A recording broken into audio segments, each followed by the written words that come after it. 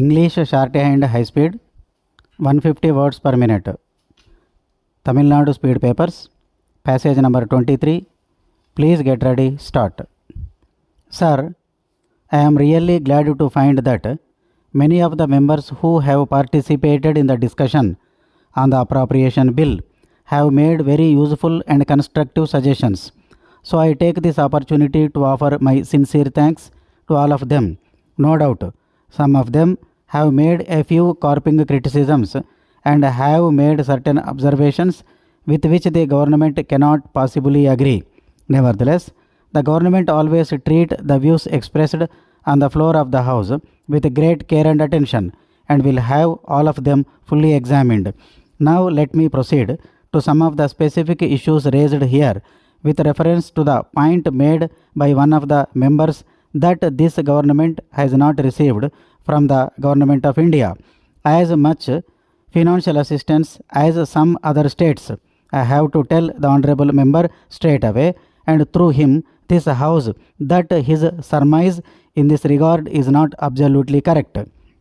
We are getting from the government of India whatever financial assistance we needed. There is no question of the government of India giving more financial assistance to other states than to this state. Whenever we approach the central government for financial assistance to meet the various items of expenditure connected with the development of the state, they have always been good enough to provide the needed assistance. There has been absolutely no difficulty in this matter, and the members may rest assured that none of the development schemes of this state has ever suffered for want of financial assistance from the government of India. I got the impression from the discussion here that many members are anxious about the food situation in the state. We are certainly quite alive to the critical situation created by our food deficit, and we are trying to press on the government of India to give us increased allotments of rice.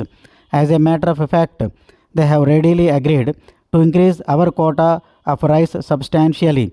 We are also contemplating other steps to get more quantities from other sources.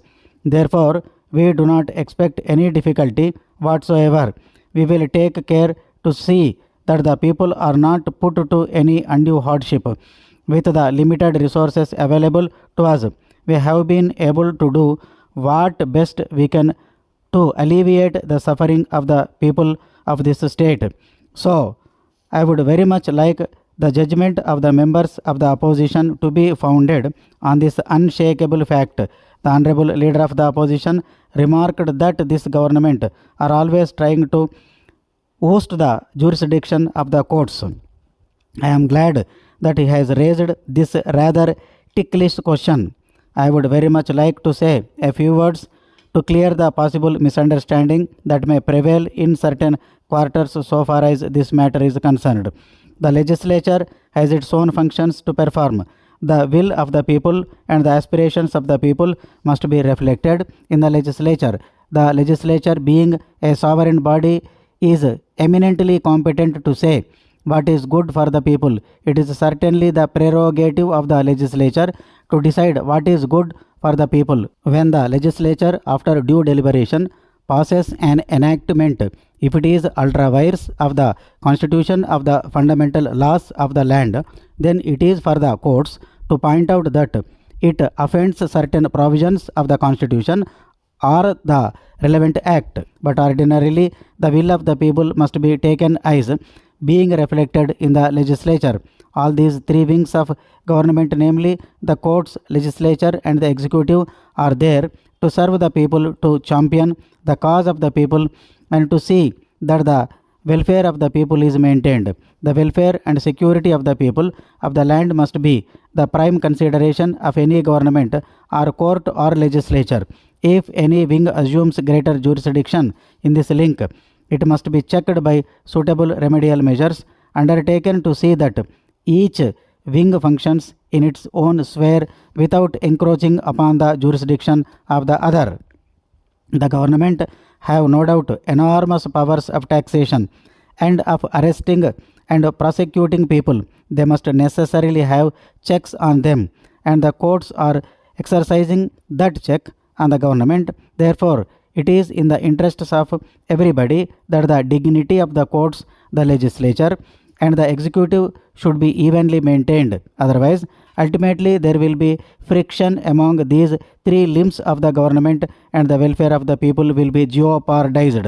Sir, one of the members raised the question whether we are having the state insurance scheme in our state transport department.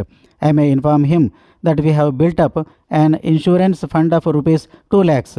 Whenever an accident occurs, we draw from this fund and pay compensation to those involved in the accident and immediately reimburse the amount paid as compensation from the general revenue or the state departmental revenue.